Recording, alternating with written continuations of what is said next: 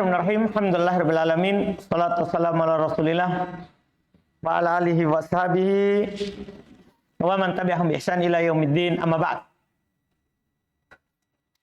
Baik, alhamdulillah kita lanjutkan kajian kitab Umdatul Ahkam min kalami khairil anam karya Al-Imam Abdul Ghani Al-Maqdisi rahimahullahu ta'ala. Kita masih tentunya di hadis Aisyah terkait dengan sifat salat Nabi sallallahu alaihi wasallam. Terakhir kemarin masih tentang ruku ya.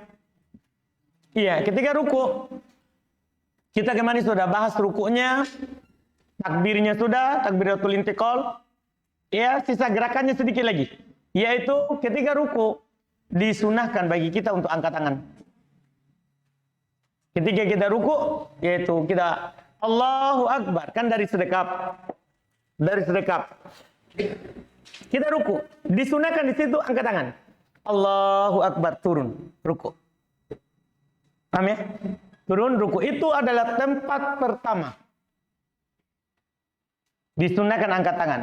Karena angkat tangan itu disunahkan 4 tempat. Walaupun salah satu tempat yang para ulama bicarakan itu dan ada dalam riwayat Imam Bukhari. Ya, cuma sebagian ulama mengatakan ini menyelisih Bukhari Muslim. Kalau Bukhari Muslim cuma 3 tempat. Tiba-tiba ada salah satu riwayat tambahkan 1 tempat dibicarakan. Cuma sahih karena tidak di luar Bukhari Muslim. Ada 4 tempat angkat tangan. Di antaranya ini pada saat mau ruku. Tempat kedua setelah bangkit dari ruku. Tempat ketiga di mana? Apa? Setelah tasyahud awal. Tempat keempat yang sudah lewat takbiratul ihram. Ketika takbiratul ihram. Iya. Ini mengangkat tangan. Iya. Berdasarkan hadis riwayat Imam Al-Bukhari, demikian pula lafaz dari Imam Muslim. Lafaz dari Imam Muslim. Dari sahabat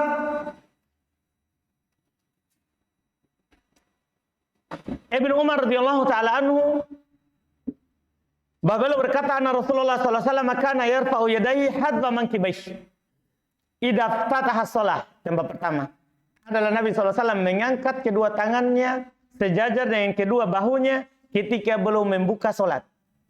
Di mana ini? Takbiratul ihram. Sudah lewat. Wa idza kabbara liruku, dan apabila belum bertakbir untuk ruku. Tempat keberapa? 2. Ini sekarang kita lagi di situ. Wa idza rafa ra'sahu minar ruku. Tempat ketiga. Dan kalau belum mengangkat kepalanya dari ruku, rafa'ahu makadzalika aidha. Belum juga mengangkatnya seperti itu. Belum juga mengangkatnya seperti itu. Dan ini adalah merupakan pendapat mayoritas para ulama. Yang ini adalah merupakan pendapat mayoritas. Kenapa saya bilang pendapat mayoritas? Karena di sana ada yang menyelisih.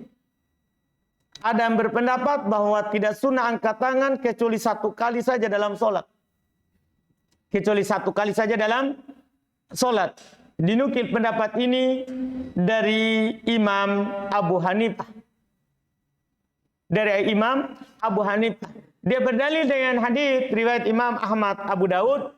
Ya, dari Al-Bara ibn Azib, dari Al-Bara ibn Azib, katanya ra'aitu Rasulullah sallallahu alaihi wasallam rafa'a yadayhi hina iftataha shalah. Al-Bara ibn Azib bilang, saya melihat Nabi sallallahu alaihi wasallam mengangkat tangannya ketika membuka salat, yaitu di mana itu? Takbiratul ihram.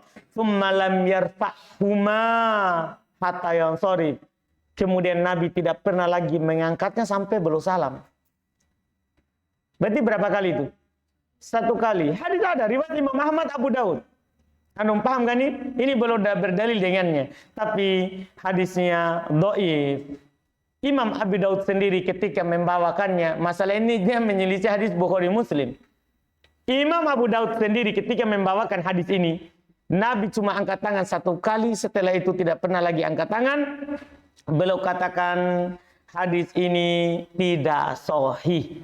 Jadi beliau bawakan, jadi jangan tertipu bilang riwayat Abu Daud. Enggak. Selain Bukhari Muslim, itu ada komentarnya di belakang. Imam itu sendiri yang berkomentar. Apalagi Imam At-Tirmidzi, penuh komentarnya. Nah yang aneh sekarang ini orang-orang memang hanya mau mendukung pendapatnya. Hati-hati, ada orang memang hanya mau mendukung pendapatnya. Sehingga kadang dia menukil hadis, dia sebutkan nomornya kiri atas, kiri bawah, kanan, kiri. Oh, gimana nggak tahu itu dia bilang apa? Ya, nukil dengan nomornya. Dia bilang ini riwayat Imam Ibnu Majah, kami sampai begitu. Ini riwayat Tirmidzi. Padahal ada komentarnya. Syekh Albani doibkan, tapi dia hanya sampaikan hadisnya. Saya pernah dapat orang seperti itu yang suka menyebutkan nomor. Tidak perlu saya sebutkan namanya. Ya, dengan gayanya. Ya, nomor sekian. Ternyata saya cek nomornya juga salah. Nggak tahu cetakan apa dipakai. Ya, karena untuk penomoran itu sudah ada dijadikan oleh para ulama sandarannya. Misalnya Sahih Muslim harus sesuai dengan penomornya Fuad Ibn Abdul Baqi. Kalau selain itu enggak. Karena ada namanya penomoran cetakan, ada penomoran memang yang dipakai dalam rujukan. Sahih Bukhari misalnya harus sesuai dengan penomorannya Al-Hafidz Ibnu Hajar. Kalau tidak bisa cocok. Enggak bisa cocok. Jadi harus. Demikian pula Kutubus Sunan. Rata-rata juga pakai penomornya Fuad Ibn Abdul Baqi. Antum bisa paham ini kan? Iya, ini Fuad Ibn Abdul Baqi ulama pentahqiq. Iya, ulama yang mentahqiq, banyak dia tahqiq. Banyak dia teliti hadis. Orang dari Mesir. Jadi penomorannya dipakai. Penomorannya apa? Dipakai. Itu harus nomor itu. Jadi ketika ada orang dia sebut nomor apa yang dia pakai? Kalau tidak nomor yang aneh. Ada sebutkan hadis waktu itu hadis tentang doa iftitah. Ya, ini wajah tuh wajihya. Ya, doa iftitah yang dengan lafaz yang pendek dan digabungkan itu adalah doib, tapi dia enggak, bukan doa iftitah. Dia menjelaskan waktu doa sembelihan. Kan ada dalam doa sembelihan kan Bismillah Allahu Akbar ada tambahan wajah tuh wajihya. Yang di masyarakat. Itu tambahannya itu doib. Imam yang meriwayatkannya dia terangkan doib. Syekh Albani juga doibkan, tapi dia cuma sampaikan hadisnya karena menyebar di masyarakat. Orang yakin karena ada nomornya. Kan? Itu yang tidak ada komentarnya Bukhari Muslim saja. Kalau selain Bukhari Muslim, karena mereka punya syarat, semua yang ada di kitabnya pasti sahih. Dia persyaratkan itu. Kan? Kalau imam lain enggak, semua hadis dia bawakan. Kemudian kalau sahih belum enggak komentari, kalau dhaif dia komentari. Anda bisa paham ini? Jadi harus lihat komentarnya. Harus lihat apa? Komentarnya imam itu sendiri. Ya, karena kaidah di antara ahli hadis kalau menyebutkan hadis dhaif tidak boleh kecuali untuk menjelaskan kalau dia dhaif. Karena nanti orang akan kira itu hadis yang bisa diamalkan, tapi ternyata apa? Dhaif, tertipu dengan ustadz. Itu maksudnya. Nah, tertipu dengan ustadz yang menyampaikan. Ini antum harus hati-hati. Ini hadis ini dhaif dalam riwayat Abu Daud. Abu Daud sendiri yang mengomentarinya bahwa ini hadis dhaif. Dan Syekh Albani rahimallahu taala juga tentunya mendhaifkannya di dalam Sunan Abu Daud. Makanya yang sahihnya, yang benarnya tadi pendapat mayoritas. Pendapat Abu Hanifah dalam masalah ini 1 kali angkat saja kita tidak pakai. Tapi yang anehnya di awam ini kan pendapat mayoritas. Yang di awam itu kadang kita melihat hanya angkat 1 kali. Yang lainnya tidak ada yang diangkat. Mau ruku langsung ruku. Padahal pendapat Syafi'i angkat. Nah, ada juga angkat semua. Setiap naik turun. Ada juga orang yang mengangkat semua setiap naik turun. Diangkat juga tangan. Iya. Setiap naik turun. Iya. Juga, tapi nanti kita akan sebutkan bahwa hadisnya adalah hadis yang Dhaif. Bahwa Nabi mengangkat tangan setiap naik, setiap turun. Ada setiap naik, setiap turun biar disujud. Naik dari sujud, angkat. Karena memang hadisnya begitu. Tapi hadisnya apa? Dhaif. Nanti disinggung di masalah sujud juga. Insya Allah kalau tidak luput. Kalau tidak luput.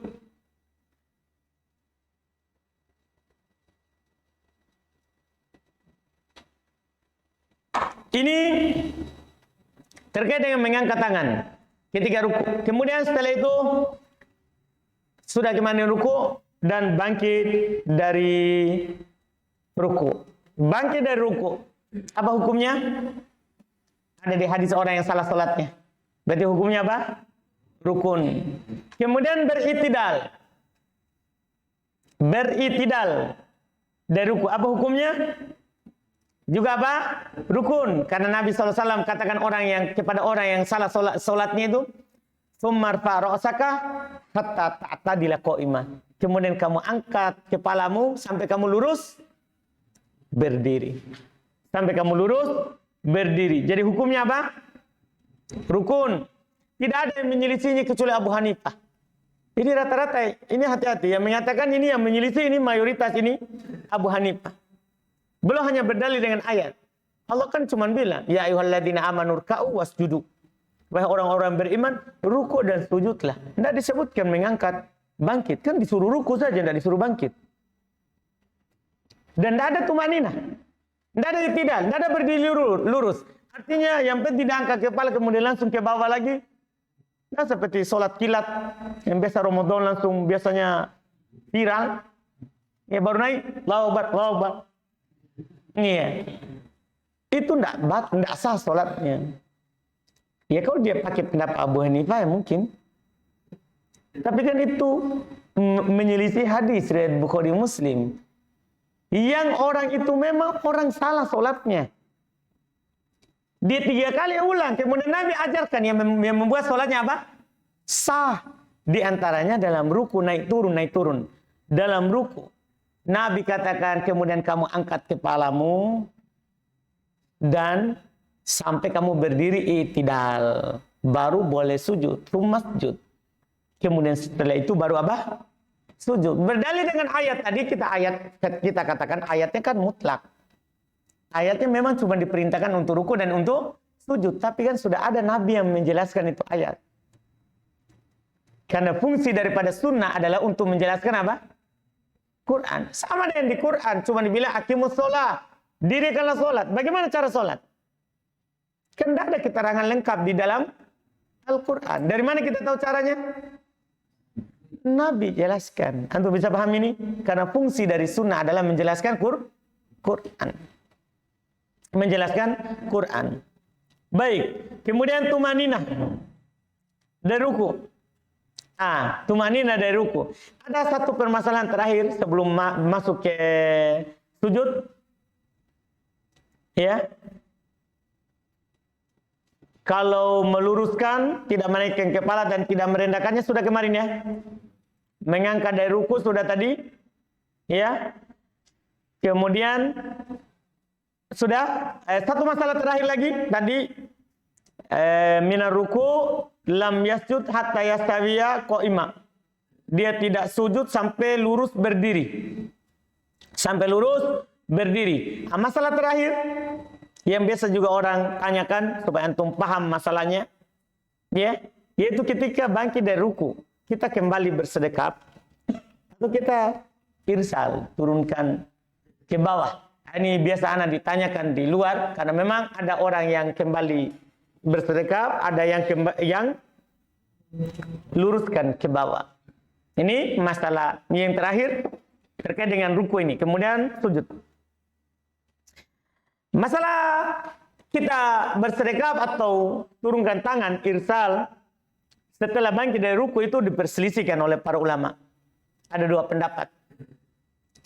Pendapat pertama, ini adalah merupakan pendapat sebagian dari ulama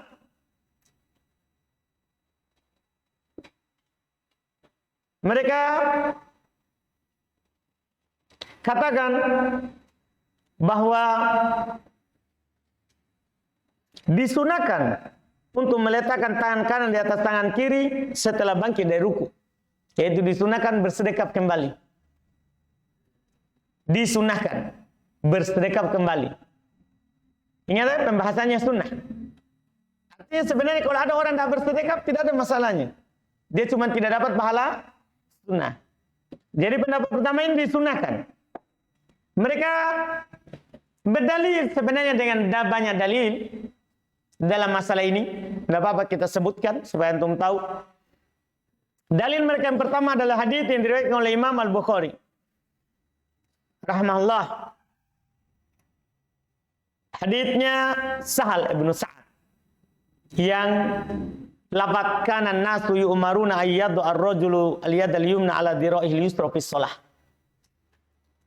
Adalah orang memerintahkan orang lain untuk meletakkan tangan kanan di atas tangan kiri dalam sholat. Paham ini? Baik. Ketika kita berdiri, ini juga namanya dalam sholat. Antum paham kan? Ini kan hadis umum. Ini hadis apa? Umum. Itu yang pertama. Dalil juga mereka yang kedua, juga hadis umum. Riwayat Imam Muslim dari Wa'il bin Hujr. Ra'aitu Nabi sallallahu alaihi wasallam wada'a yadahu al-yumna 'ala yusra. Saya melihat Nabi sallallahu alaihi wasallam meletakkan tangan kanannya di atas tangan kiri. Tapi ini dia melihatnya di mana? Ini kan yang dinukil kemarin di awal sholat, ya toh? Setelah takbiratul ihram, hadis ini. Tapi ini umum kan?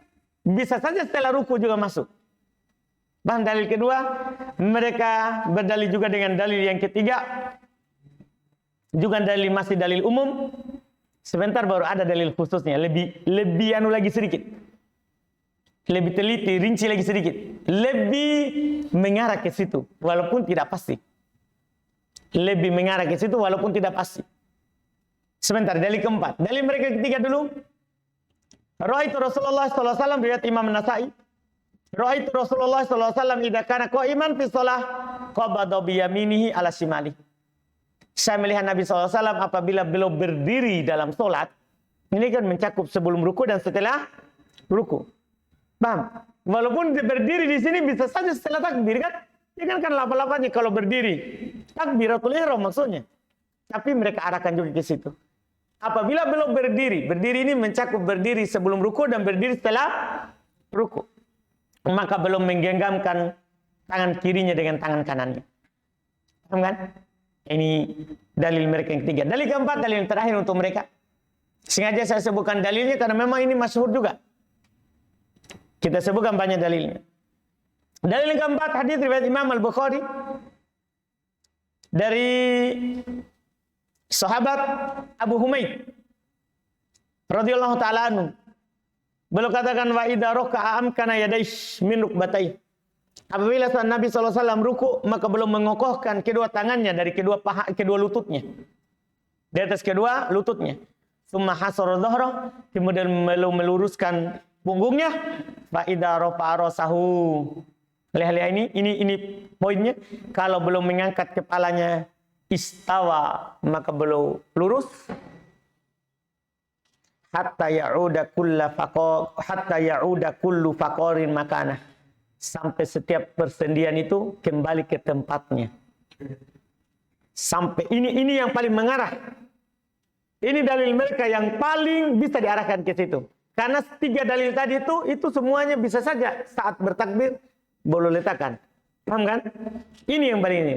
Karena memang langsung belum bangkit dari ruku, lurus sampai kembali setiap persendian kepada tempatnya. Mereka bilang kembali ya sebelum ruku tadi kemana? Di mana persendian? Paham? Sebelum ruku. Semua persendian di mana? Kan begitu kan? Nah, termasuk tangan sebelum ruku kan persendiannya di sini.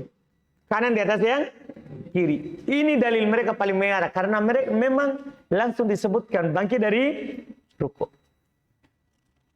Paham kan?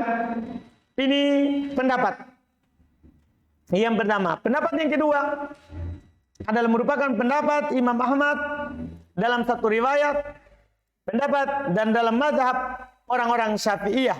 Ini dikuatkan oleh Syekh Abdullah Al-Bassam dan Di dalam Tawdihul Ahkam beliau sebutkan ini adalah pendapat mayoritas.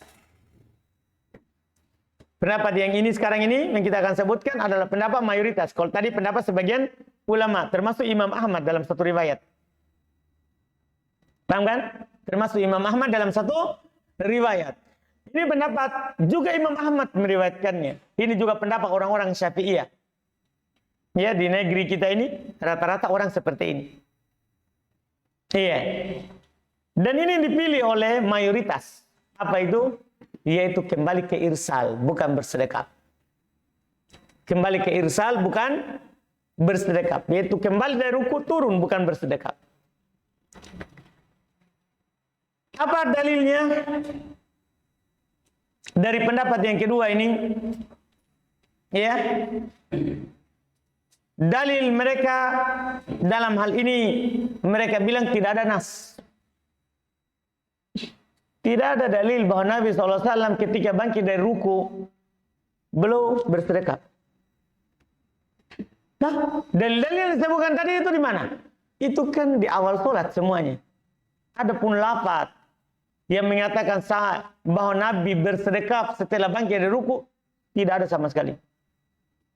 Tidak ada nas dari Quran, tidak ada nas dari sunnah. Iya. Terus bagaimana mereka berdalil dengan yang paling penting adalah dalil keempat. Dari hadits Abu Humaid. Sampai kembali setiap persendian kepada tempatnya. Itu kan ihtimal. Mengandung kemungkinan. Itu mungkin juga seperti antum katakan, kembali bersedekah. Mungkin saja kembali persendian, maksudnya persendian kembali kan ketika ke bawah. Ke tempatnya. Kan kalau masih begini kan persendian masih bengkok. Anu paham? Ya kan? Persendian masih bengkok kalau begini ya kan? Kembalinya itu bisa ke bawah begini. Tidak ada dalil yang sorry, tidak ada dalil yang terang-terangan yang mengatakan bahwa Nabi bersedekap setelah bangkit dari ruku. Maka tentunya mereka katakan tidak bisa kita lakukan karena tidak ada dalilnya. Karena dalil yang antum katakan ihtimal. Ihtimal, mengandung kemungkinan. Bisa saja bersedekah, bisa saja turun ke bawah. Paham kan? Iya, jadi asalnya turun ke bawah. Karena kita tidak bersedekah kecuali pada saat setelah apa? Takbiratul ihram atau berdiri untuk sholat. Nah, ini pendapat dari mayoritas ulama rahimahumullahu taala. Kemudian ketika bangkit dari ruku, tentunya kita kan doa ruku kemarin sudah ya. Doa ruku sudah. Bangkit dari ruku, tentunya kita baca Sami Allahu liman hamidah, ya. Rabbana lakal hamd. Kalau kita sholat sendiri, kalau sholat berjemaah, maka makmum membaca Rabbana lakal hamd. Ya, apakah imam baca? Itu diperselisihkan. Yang benarnya sunnah imam juga baca, cuman dia tidak jaharkan. Kan imam jaharkan apa? Sami Allahu liman hamidah sebagai ganti dari apa? Takbir. Adapun Rabbana lakal hamd sunnah bagi imam baca. Sunnah bagi imam baca. Adapun makmum wajib. Karena ada perintah.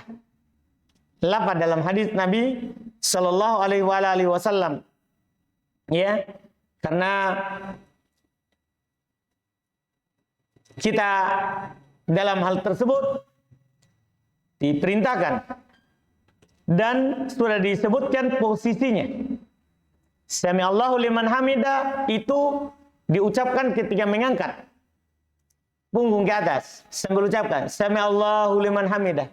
Kemudian kalau sudah lurus Rabbana lakal hamd. Itu sudah disebutkan posisinya dalam hadis Nabi SAW. Itu beliau katakan di hadis riwayat Imam Al-Bukhari dan Imam Muslim, ya, ketika disebutkan hadis terkait dengan sifat salat Nabi SAW, kita langsung baca saja. Ketika bangkit dari ruku, Nabi katakan Sami Allahu liman hamidah hina yarfa'us sulbahu. Nabi SAW membaca Sami Allahu liman hamidah ketika belum mengangkat persendiannya. Jadi bacaannya itu bukan saat berdiri, tapi saat kita mau bergerak. Sami Allahu liman hamidah. Paham kan? Kemudian tsumma yaqulu wa huwa qa'im. Kemudian Nabi berkata ketika beliau sudah tegak, Rabbana lakal hamd. Anda paham di tempatnya? Ini bagi orang sholat sendiri. Adapun bagi orang sholat berjamaah, maka kita di belakang disunahkan untuk membaca Rabbana lakal hamd saat berdiri. Posisinya masih tetap. Kita sudah berdiri. Yaitu ada dalam hadis juga dari Nabi SAW, riwayat Imam Al-Bukhari dan Imam Muslim. Ya, terkait dengan innama ju'ilal imam liutama bih. Imam itu dijadikan supaya diikuti. Fa idza kabbara fakabbiru, kalau dia bertakbir maka bertakbirlah. Wa idza raka'a farka'u, kalau dia berruku maka rukulah. Wa idza rafa'a farba'u, kalau dia bangkit dari ruku maka bangkitlah.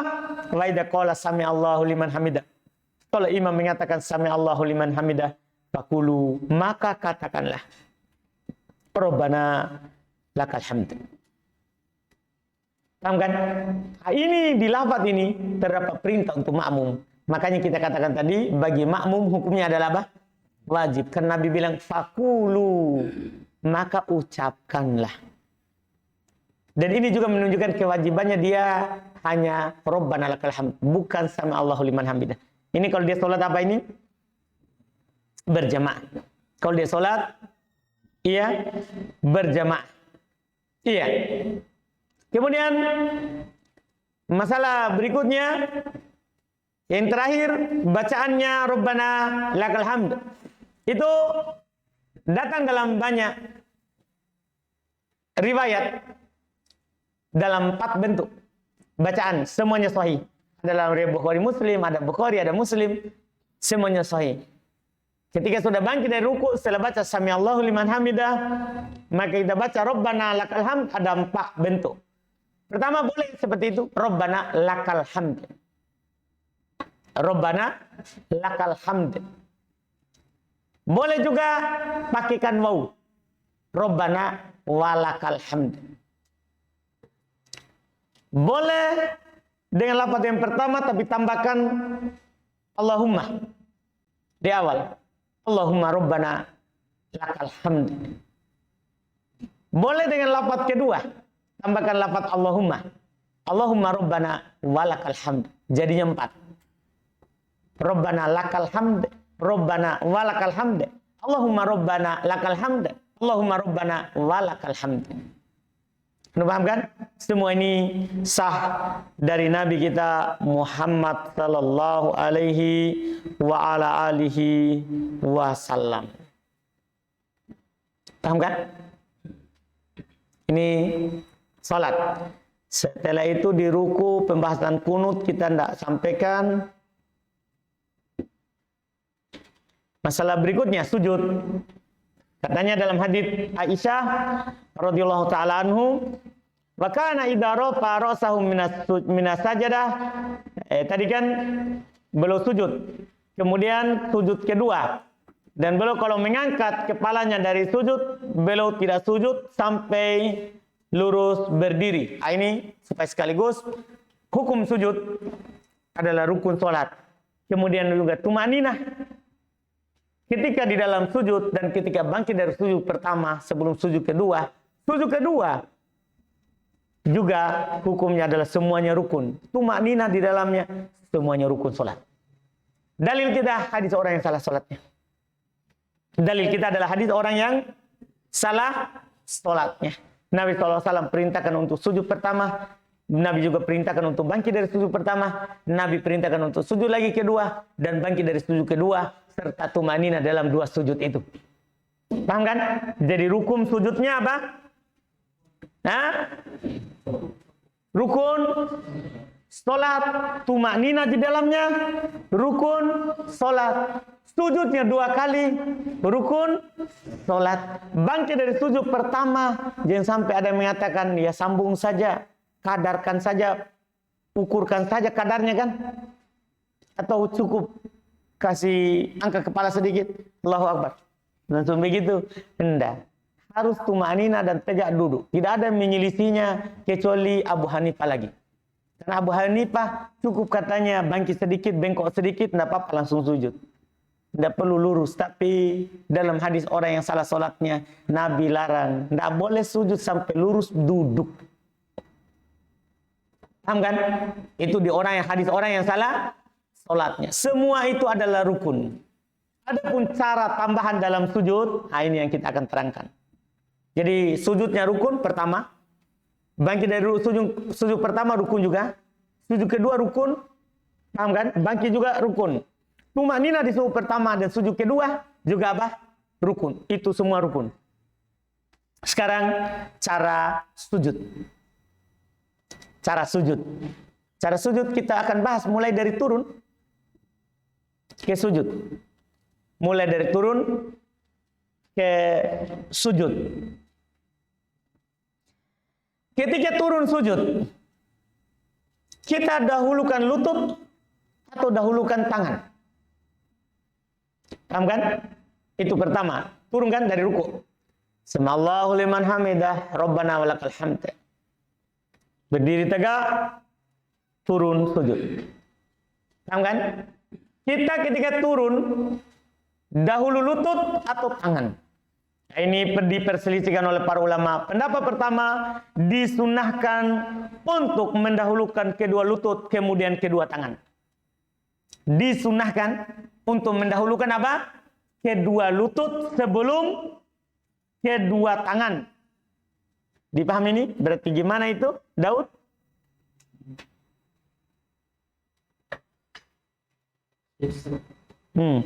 Coba turun. Begitu tuh, baru tangan. Nah, alhamdulillah. Baik. Sebentar. Turun dulu. Iya, duduk dulu. Itu pendapat pertama. Itu pendapat yang pertama. Ada dalilnya mereka. Karena semua ini pendapat punya dalil, dua pendapat. Pendapat pertama ini berdalil dengan hadis Wa'il bin Hujr. Ya, dan dinukil ini adalah pendapat mayoritas. Ini pendapat yang pertama, yang duluan lutut, kemudian apa? Tangan, pendapat mayoritas. Dinukil dari mereka. Berdalil dengan hadis Wa'il bin Hujr. Dia berkata, Ra'aitun Nabiya sallallahu alaihi wasallam idza sajada wadda'a rukbatayhi qabla yadayhi.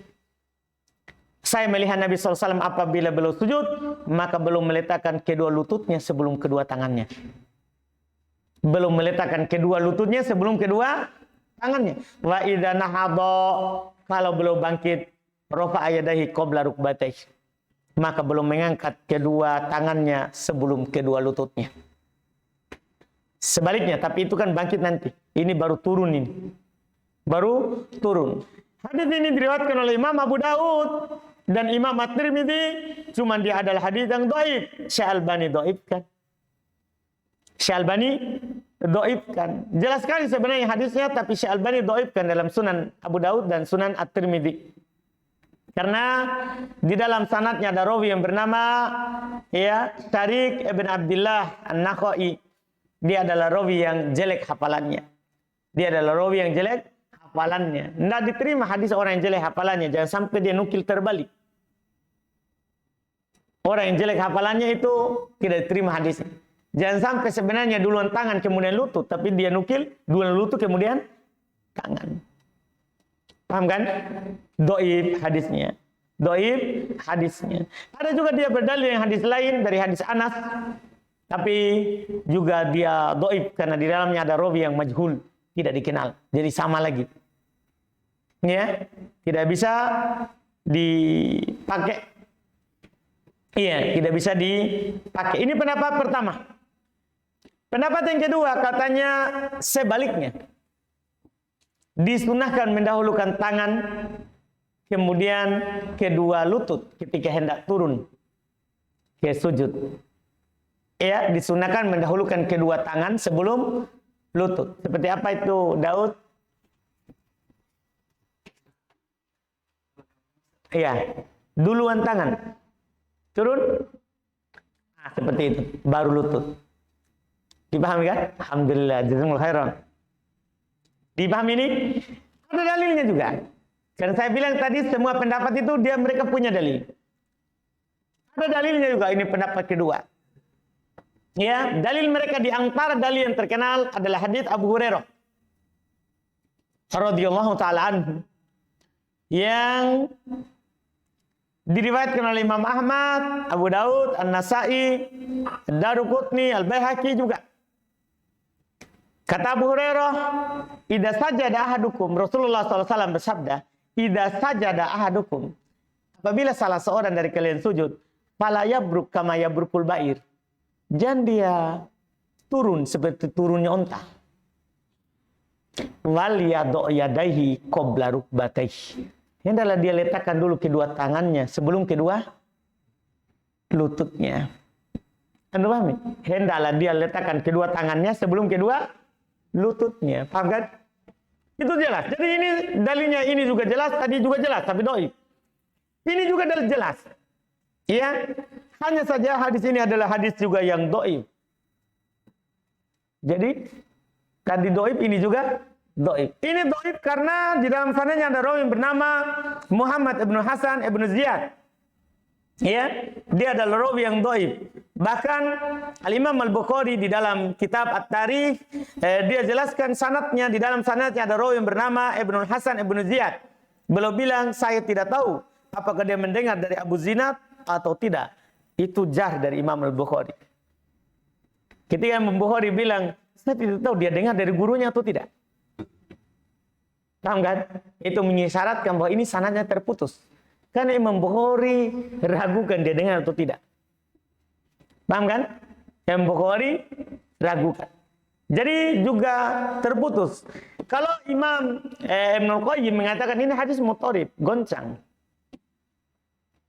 Yang pertama, jadi antara awal sama akhir itu berbeda. Jangan turun seperti turunnya onta. Tapi hendaklah kedua tangan dulu, baru kedua lutut. Ini bertentangan. Onta itu katanya, kalau turun, itu duluan tangan. Baru lutut. Dia kalau turun, depannya dulu yang ke bawah. Baru yang di belakangnya. Nanti bisa lihat di YouTube. Cara turunnya onta. Paham kan? Sementara jadi Nabi bilang, jangan turun seperti turun onta. Onta kan duluan depan.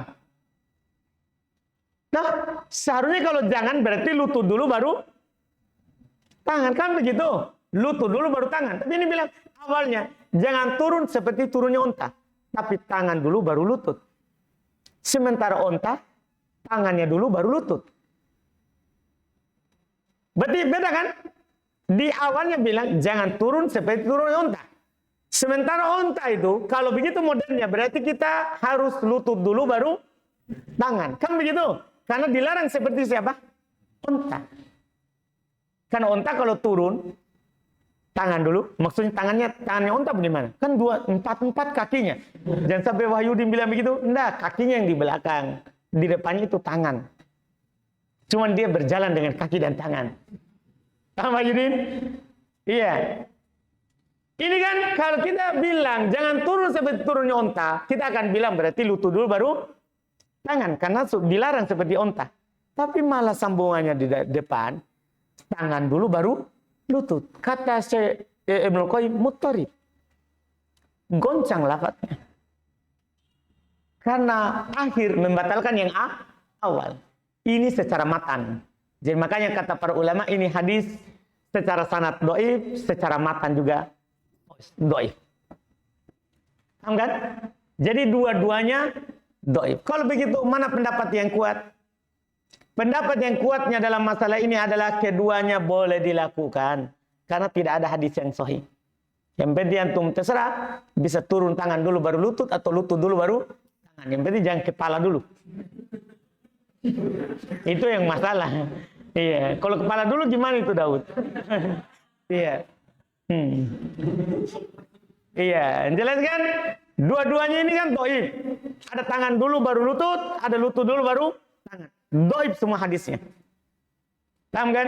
Cuma kalau antum pertimbangkan dengan pendapat mayoritas yang pertama, duluan lutut baru tangan, tidak ada masalah. Itu lebih ringan. Nah, kecuali berat badan tidak bisa disanggupi oleh lutut. Nah, kadang-kadang orang kalau langsung lutut, gitu. Itu kan kasihan lututnya. Jadi kalau berat badan seperti itu ya duluan tangan baru lutut. Jelas kan? Alhamdulillah. Intinya perkaranya luas. Perkaranya luas karena tidak adanya hadis yang sahih ketika turunnya. Kemudian sekarang kita masuk di sujud. Di mana letak tangan ketika sujud? Letak tangan ketika sujud. Maka dalam hal ini ada hadis dari Nabi SAW disahihkan oleh Syekh Albani rahimahullah dari sahabat Wa'il bin Hujur. Ra'aitu Nabiya SAW hina sajada wa yadahu qaribatan min udhnayhi. Saya melihat Nabi SAW ketika sujud, kedua tangannya itu dekat kedua telinganya. Kedua tangannya itu dekat dengan kedua telinga. Kedua tangan maksudnya yang ini, telapak tangan. Dekat dengan kedua telinganya ketika sujud. Atau ada di dalam hadis lagi yang lebih jelas lagi dalam riwayat Al-Bara bin Azib, dalam riwayat Imam At-Tirmidzi disahihkan juga oleh Syekh Albani rahimahullah dalam Sunan At-Tirmidzi. Al-Bara bin Azib ditanya, "Aina kana Nabi sallallahu alaihi wasallam yad'u wajhahu idza sajada?" Di mana Nabi SAW meletakkan wajahnya ketika sujud? Kata Al-Bara bin Azib, baina kaffai, antara kedua telapak tangannya. Jadi ini kedua telapak tangan ini sejajar dengan apa? Wajah. Bukan juga ditempelkan begini. Maksudnya sejajar dengan wajah. Wajah ini antara kedua telapak tangan. Karena langsung saya takut salah paham. Tadi langsung ada bilang begini. Jadi ini. Nah Daud, gimana itu Daud? Iya sujud. Tidak usah berdiri, langsung saya sujud. Nah, ini tangan ini wajahnya dilurus dengan wajah. Telapak tangan. Paham kan? Ini kan dia kalau sholat sendiri karena lebar sikunya. Ya, sudah Daud, alhamdulillah. Dah, itu jelas kalau posisi telapak tangan. Posisi telapak tangan. Dan ketika sujud, ya kita wajib menempelkan wajah kita ke tempat sujud. Iya, menempelkan wajah kita ke tempat sujud. Karena itu diperintahkan dalam hadis Ibn Abbas radhiyallahu taala, "Umirtu an asjuda ala sab'ati a'dham." Saya diperintahkan untuk sujud di atas 7 anggota sujud, di antaranya al-wajah, al-jabhah, wa asyara ila anfih. Jidat dan Nabi isyarat kepada hidungnya. Artinya ini jidat dan hidung menempel ke tempat sujud, menempel ke tempat sujud. Iya. Kemudian ujung jarinya disunahkan untuk menghadap ke kiblat. Ini bagian jari. Kalau tangan kan pasti menghadap kiblat karena orang ke depan jarinya. Kemudian ujung jari kakinya, ujung jari kaki disunahkan menghadap ke kiblat. Artinya ditekan di belakang supaya jarinya mengarah ke kiblat. Paham kan? Ini hukumnya disunahkan. Ya. Di dalam hadis ya, Nabi SAW dinukil dalam riwayat Imam Al-Bukhari dari sahabat Abu Humaid. Hadisnya panjang, cuma kita langsung ambil saja di tempatnya tadi yang hadis sambungannya. Hatta yauda kullu faqadin makana, sampai kembali seluruh persendian ke tempatnya. Hadis riwayat Bukhari. Sambungannya, fa idza sajada wa yadayhi ghairu muftarishin wala qabidihima. Apabila Nabi SAW sujud, maka belum meletakkan kedua tangannya tidak iftiros, tidak ke lantai ini, dari telapak tangan sampai ke siku, tidak dihamparkan ke lantai. Ya, dan Nabi SAW tidak mengkobitnya, merapatkannya ke dadanya, di tangannya. Dipahami ini kan? Tapi itu tadi, dia jauh dari ini kan, ini saja yang turun di lantai, baru ininya dinaikkan dan tidak dirapatkan ke dalam perut juga. Ini dia melihat Nabi SAW sholat. Tentunya ini sholat sunnah, karena sholat sunnah itu disunahkan untuk merenggangkan ini. Kan beda merenggangkan, membuat sayap, sama mengangkat dari lantai. Kalau mengangkat dari lantai, sholat sunnah sendiri ataupun berjamaah. Harus, tidak boleh kita iftiros. Paham kan? Tidak boleh kita iftiros di lantai ini. Siku lengan bawah. Lengan bawah. Tidak boleh. Terus berikutnya lagi yang kita inginkan adalah setelahnya. Wastaqbala bi atrofi asabi rijlahil qiblah. Beliau hadapkan ujung jari, kedua jari kakinya ke arah kiblat. Ke arah kiblat. Ini yang menjadi poin pembahasan kita. Itu hal yang disunahkan. Kemudian di dalam sujud, ya tentunya tadi sudah kita katakan harus di i'tidal di dalam sujud, dan kita tadi katakan tidak boleh menempelkan kedua tangan ke lantai karena ada larangan khusus. Tadi kan dinukil cuma perbuatan Nabi, ada larangan khusus. Haram hal tersebut. Sah solat tapi haram, berdosa. Karena Nabi SAW bersabda dalam hadis yang diriwayatkan oleh Imam Al-Bukhari dan Imam Muslim. Kata Nabi SAW, "I'tadilu fis sujud." I'tidallah di dalam sujud. Wala yabsutu ahadukum dhira'aihi bisatol kalbi. I'tidallah dalam sujud. Janganlah salah seorang dari kalian menghamparkan kedua lengannya seperti anjing menghamparkan kedua lengannya ketika tidur. Maksudnya gimana anjing kalau ketika tidur? Apakah hanya telapak kaki tangannya atau gimana Abdillah? Pernah antum lihat? Oh, alhamdulillah. Iya, baiklah. Saya kira Abdillah tidak lihat kan orang kota. Iya. Baik, jelas kan? Tidak boleh. Ini larangan. Dan asal dalam larangan hukumnya apa? Haram. Jadi kita sujud harus angkat ini siku dari lantai. Dari lantai. Ini terkait dengan hal tersebut. Ada juga hadis yang lain lagi yang lebih jelas lagi dengan lafaz wala yaftarishu. Jangan dihamparkan, sama. Tadi kan dia imbisat. Lafaznya imbisat. Sama, imbisat juga hamparkan.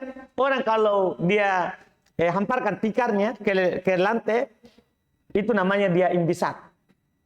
Paham kan? Itiros juga seperti itu, dihamparkan.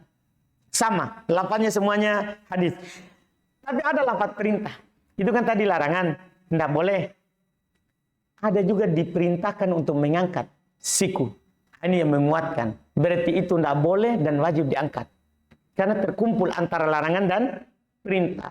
Ada lafaz perintah dari hadis Bara bin Azib diriwayatkan oleh Imam Muslim. Banyak sekali orang bermudahan dalam masalah ini, padahal ada larangan dan ada perintah. Ini paling sempurna.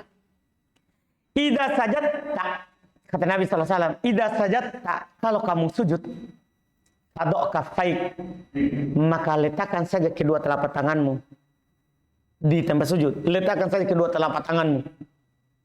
Terus warfa mirfaqaik, angkat kedua sikumu. Kan kalau terangkat siku pasti ini terangkat, iya enggak? Hah?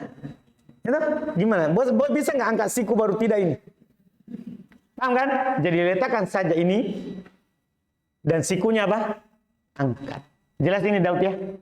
Tidak perlu dipraktekkan ya? Jelas. Baiklah.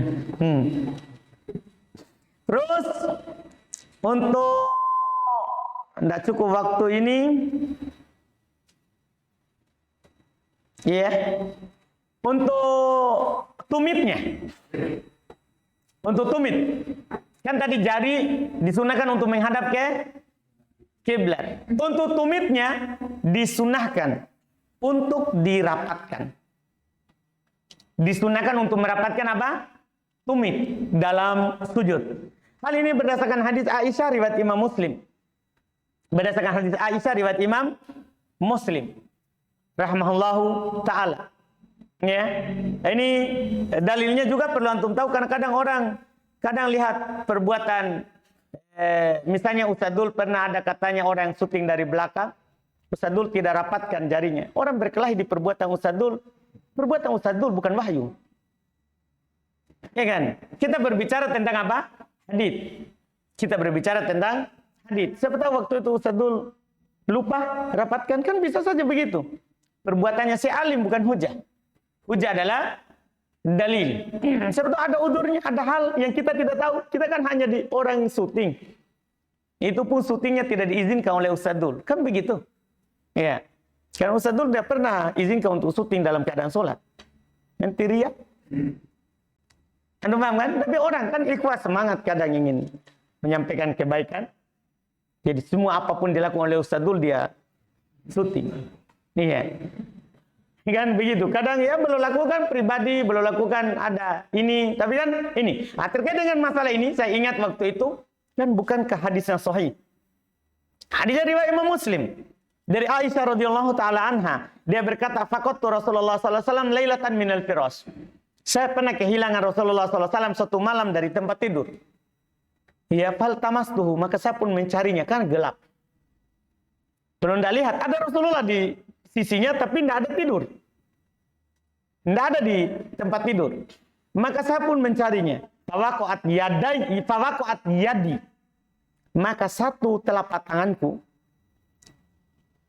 menempel ala batni qadamai, di perut kedua kakinya. Satu tangan menempel di perut kedua kaki. Kalau direnggangkan bisa nggak? Itu maksudnya pendalilannya. Ini kan satu tangan, bukan dua tangan. Kalau dua tangan bisa begini. Ini satu tangannya Aisyah langsung menempel di mana? Kedua kaki Nabi. Berarti kedua kakinya gimana ini? Lihat kata Aisyah, wahuma mansubatan. Kedua kakinya waktu itu lagi ditegakkan. Paham kan? Kan dalam sujud kan memang sunnahnya ditegakkan kakinya. Satu tangan dua kaki. Itu menunjukkan apa? Pemahamannya berarti Nabi renggangkan atau rapatkan? Itu maksudnya. Sisi pendalilan dari para ulama di dalam masalah ini. Iya.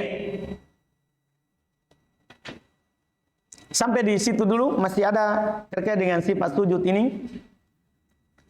Sebenarnya sisa terakhir, sisa satu masalah, yaitu dalam sujud disunahkan kita kalau sujud itu untuk membuat sayap ke samping kanan dan ke kiri. Tapi ingat ini untuk sholat sendiri. Karena kalau sholat berjamaah, kasihan tetangga. Nih, ini hukumnya sunnah juga. Antum amalkan sesuai dengan yang diterapkan. Kalau sekarang alhamdulillah bisa kan? Karena orang sholatnya agak jarak, berarti antum bisa merenggangkan. Paham kan? Dilihat kondisinya. Dan ini hukumnya adalah sunnah. Ada hadisnya dari Nabi SAW, sangat banyak. Di antara riwayat Imam Bukhari dan Imam Muslim. Anna Nabi SAW kana idha sholla farroja baina yadaihi hatta yabdua bayaddu ibtaihi. Adalah Nabi SAW apabila beliau sholat, maka belum merenggangkan kedua tangannya sampai nampak putih ketiak beliau. Sampai nampak putih ketiak Nabi SAW. Dipahami? Maksudnya karena beliau renggangkan, jadi tetap ini begini, bukan juga begini ya, tetap begini, tapi direnggangkan. Nah, tetap begini. Jangan sampai ini nanti, enggak. Ini jarinya tetap ke arah apa? Kiblat. Karena jari kaki saja sunnah ke arah kiblat. Cuman dibuat bersayap. Dipahami kan? Ini hukumnya juga sunnah. Banyak juga hadis-hadis yang lain terkait dengan hal itu. Kita cukupkan tadi satu hadis.